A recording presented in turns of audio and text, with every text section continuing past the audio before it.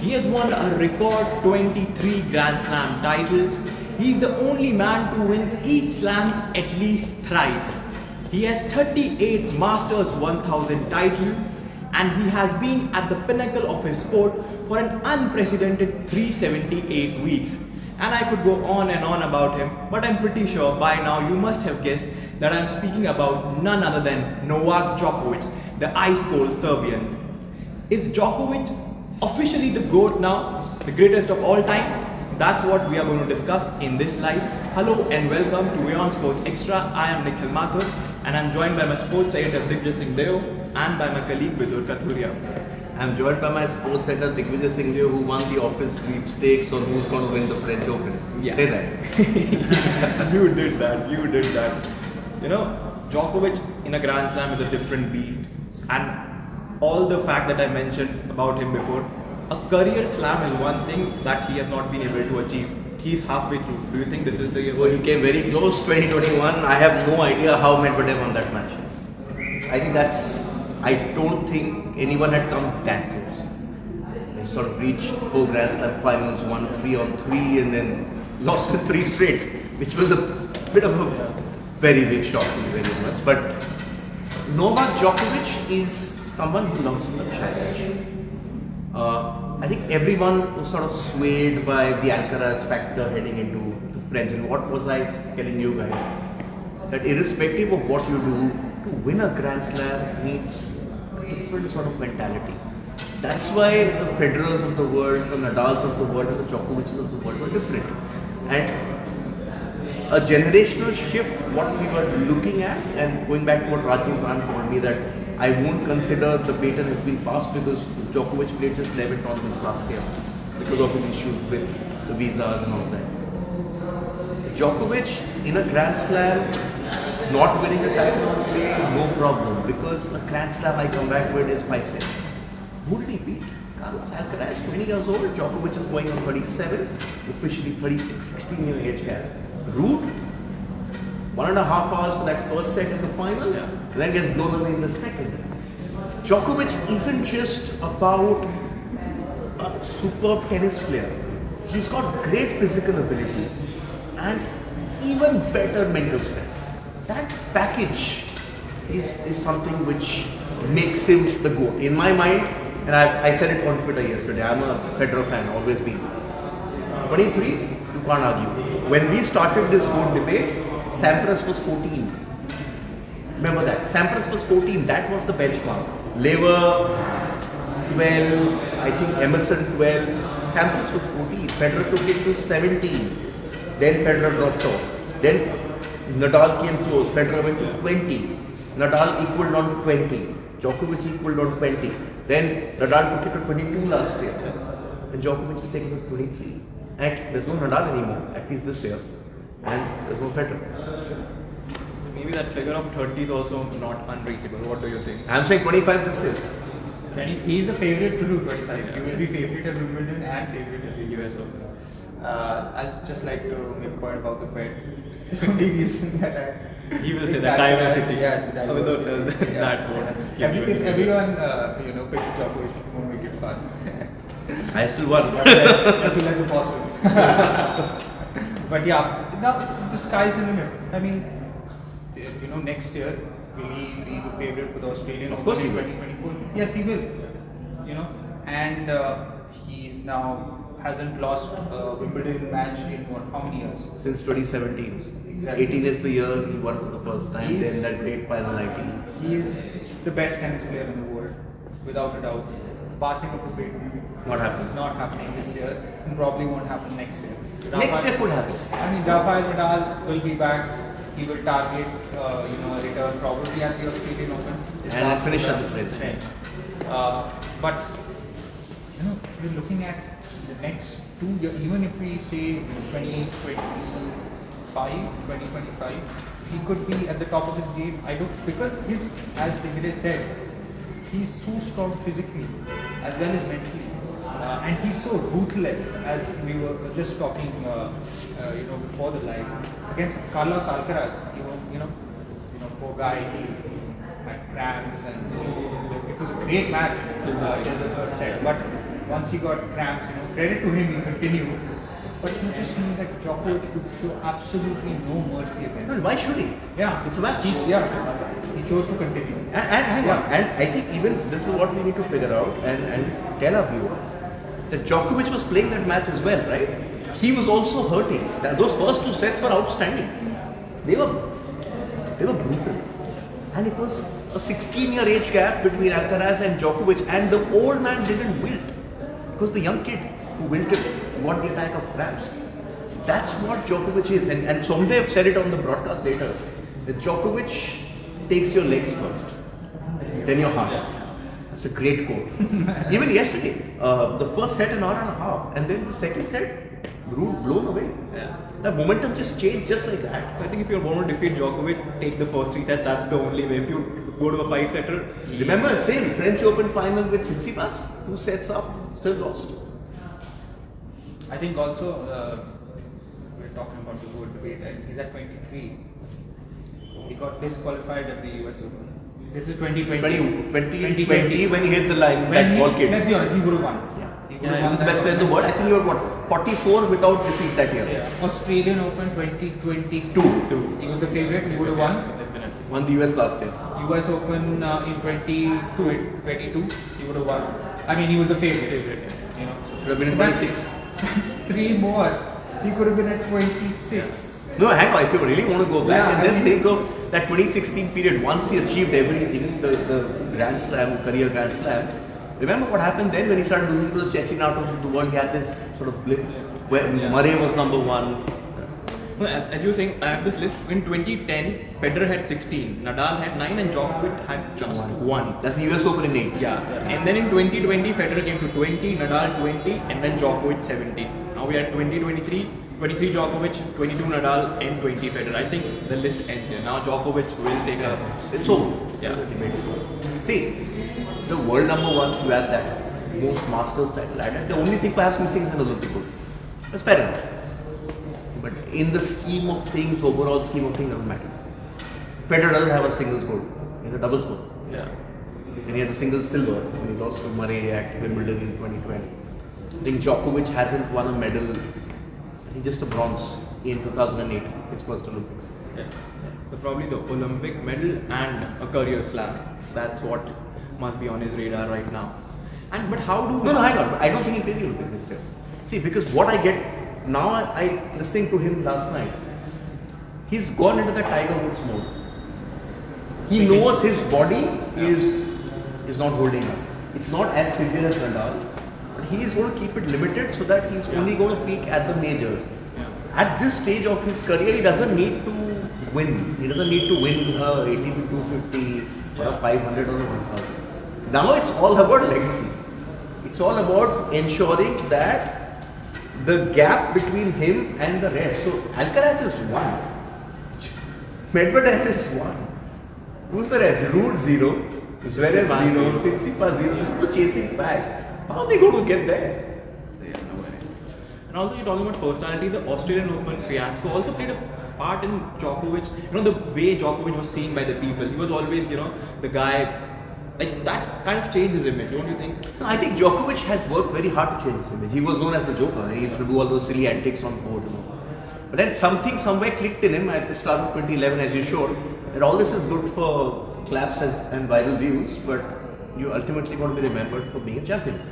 And then that Djokovic 2.0 that we saw was sort of the best player of that decade. Let's be very honest. Then what we saw with the Australian last year, I think it's his belief.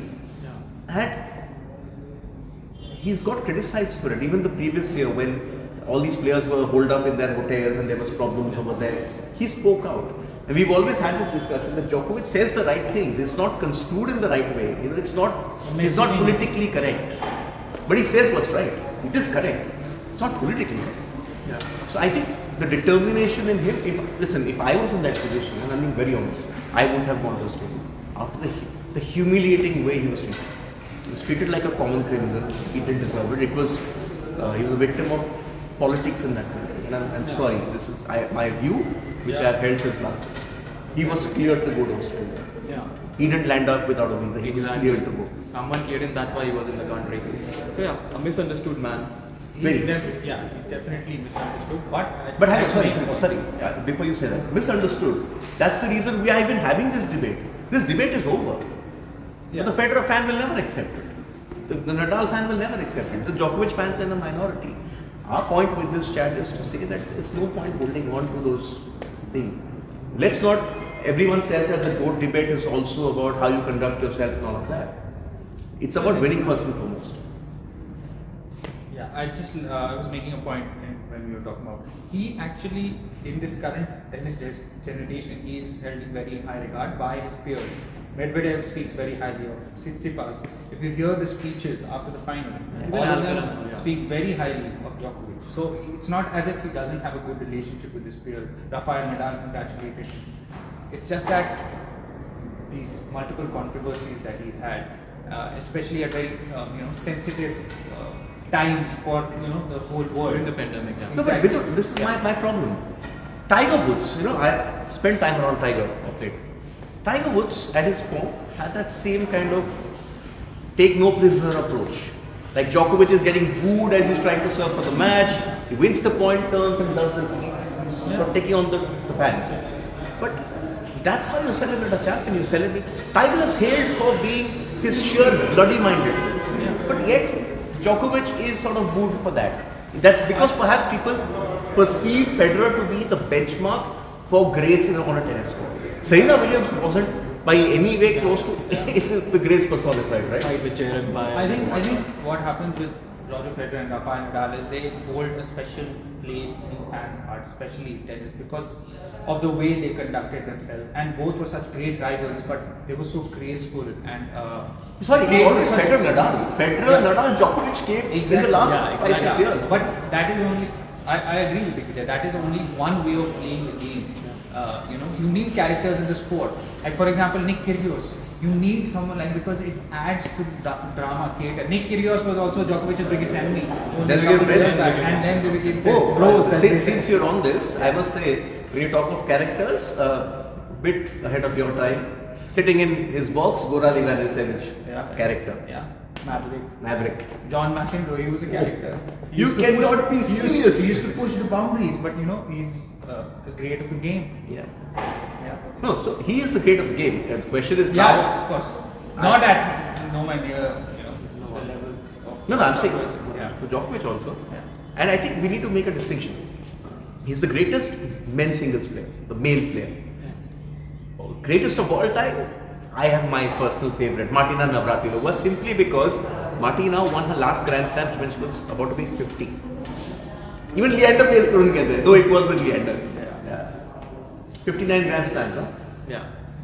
Probably a modern day, in the open era, Djokovic in the men's category, man singles.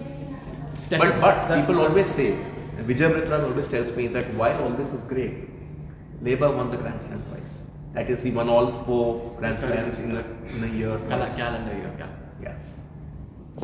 But at a different era. Can't compare eras. But in this era, the Federer, Nadal, Djokovic era, I think Djokovic take it.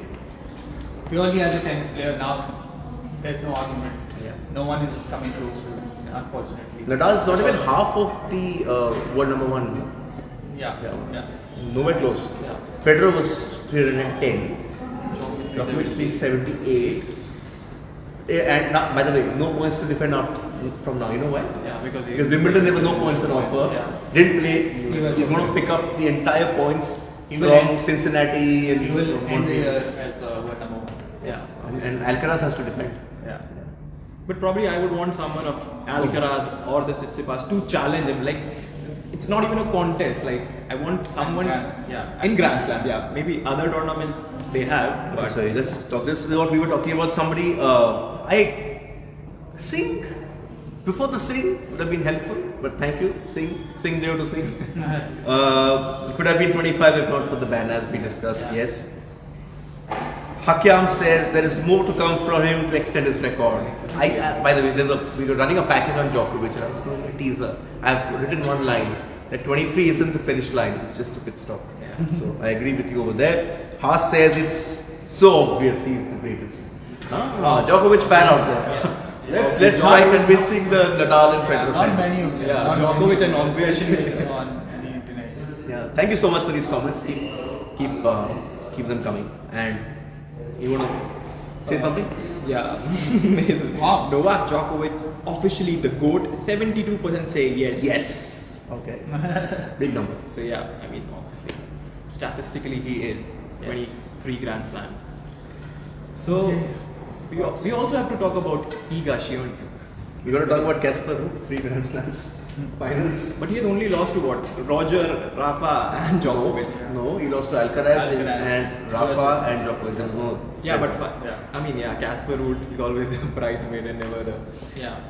But I saw the fight. You know that The first set. the first set, yes, but in the third set, the fight. And just to give an example of why Djokovic is what he is, 4-4, 5-5. You think the young man's got the momentum, but then Djokovic broke him at love. I just raised the intensity somehow. So that's that, they call it that killer instinct. That's that killer instinct. Finished him off. And the only point that he lost was, I think, on match point, slapped it wide. Yeah. It was an easy. And if it's a tie break, Djokovic is winning it. I mean, if I take the set to a tie break, forget it. He is going to win.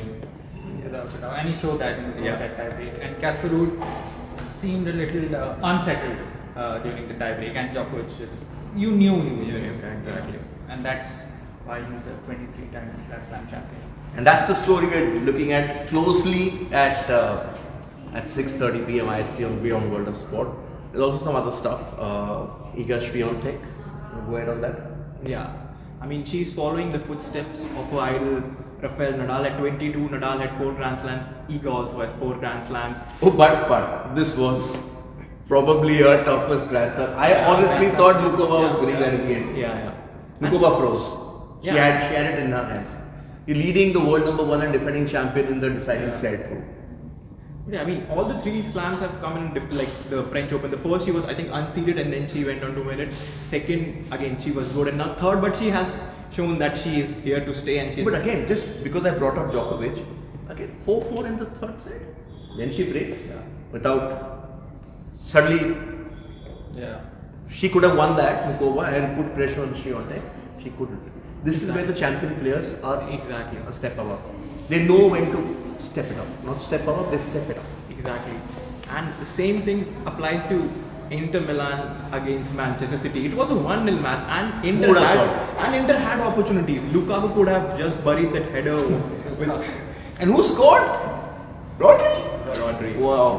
Unlikeliest of Champions League final scorers in a game like which had Haaland, which had Kevin De Bruyne, Alvarez. Exactly. Player of the season for Champions League, in the Champions League, Rodri. Yeah. And think of Julian Alvarez, what is 2021, he's won everything. Everything that is. Except the Club World Cup, which is they going to win. Yeah. Wow. And Canadian Open, that's the story. Just see what happened there. A Canadian wins the Canadian Open for the first time since 1954. Forget all the talk about Live Golf, the merger. Just see the crowd which just descended. And what really was heartening for me to see in that footage was all these ex-players from Canada. Mike Weir, who won the 2003 Masters, was the President's Cup captain. He had left when he heard that Dick Caleb was in a playoff. He came back. Corey Connors, Adam Hadwin, who got tackled by a security guard who thought he was an intruder. Mackenzie Hughes, everyone was there just hoping that a Canadian wins it. It's like an Indian winning the Indian Open in golf. Yeah. So that and much more on our show at 6:30 p.m. IST. Thanks for tuning in.